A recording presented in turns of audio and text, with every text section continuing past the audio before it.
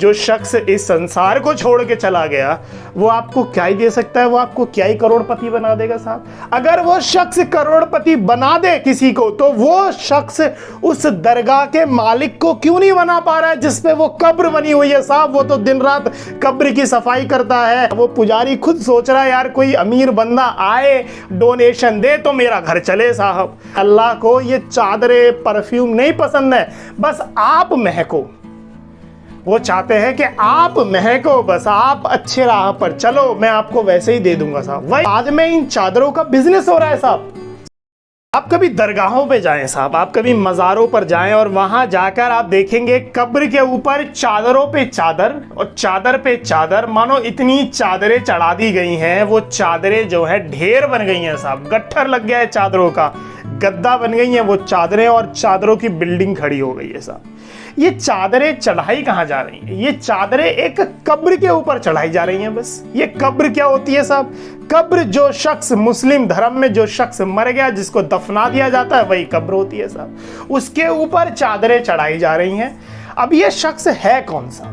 ये शख्स कोई अल्लाह नहीं है, ये कोई पैगंबर परवरदिगार नहीं है। ये केवल एक शख्स है जो खुदा को माना करता था, उसकी इबादत किया करता था, उसका नेक बंदा था, उसकी राहों पर चला करता था और इसने इबादत में बुलंदियों को छुआ है साहब। अब लोगों को ऐसा लगता है कि ये तो इस संसार को छोड़ के चला गया। अब ये क्योंकि नेक बंदा था अल्लाह का, तो ये अल्लाह का वली बन गया है, अल्लाह का दोस्त बन गया है, अल्लाह का हमसफर बन गया है। अब ये बंदा क्या काम करेगा?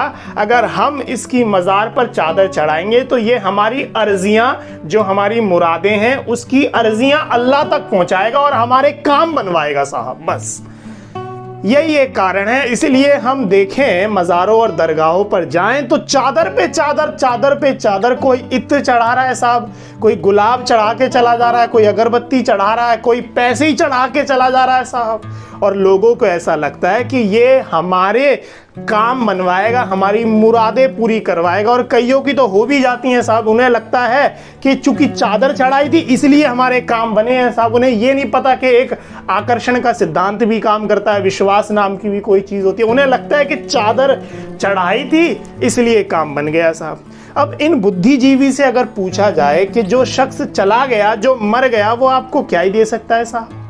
और यही हाल हिंदू धर्म में है साहब। अब देखें माता पे चुनरी पे चुनरी, चुनरी पे चुनरी, माता की मूर्ति में बाजू आप देखें माता की साहब, यहाँ तक चूड़ियाँ चढ़ा दी गई हैं। लोगों को, महिलाओं को ऐसा लगता है कि इससे हमारा सुहाग बना रहेगा साहब, इसलिए चुनरियाँ चूड़ियाँ चढ़ाई जा रही हैं साहब। ये हिंदू धर्म में भी है साहब। मतलब अंधविश्वास की प्रतिकाष्ठा ये होती है साहब।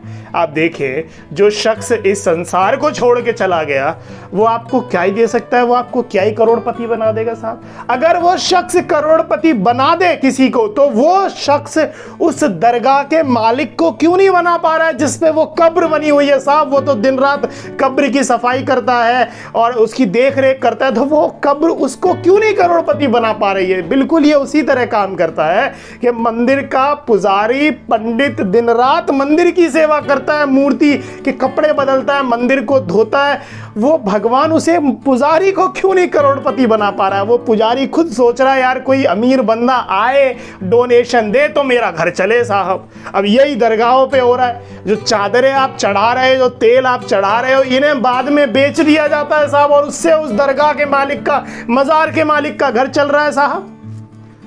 मगर लोगों को कौन समझाए? उन्हें तो ऐसा लगता है कि हमारे काम बनेंगे साहब, हमारी मुरादें पूरी होंगी। दरअसल में हम चाहते हैं कि हमारे काम जल्दी बन जाएं बस।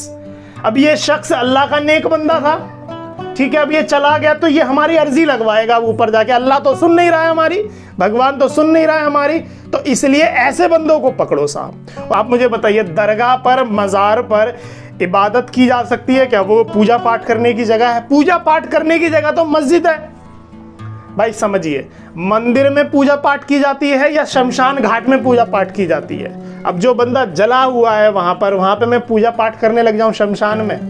ना, पूजा पाठ तो मंदिरों में किया जाता है। बट लोगों को ये समझ ही नहीं आता। लोगों ने मज़ारों को, दरगाहों को इबादत का एक जगह बना दिया जो हराम है। अब उन्हें वही समझ में नहीं आ रहा है साहब।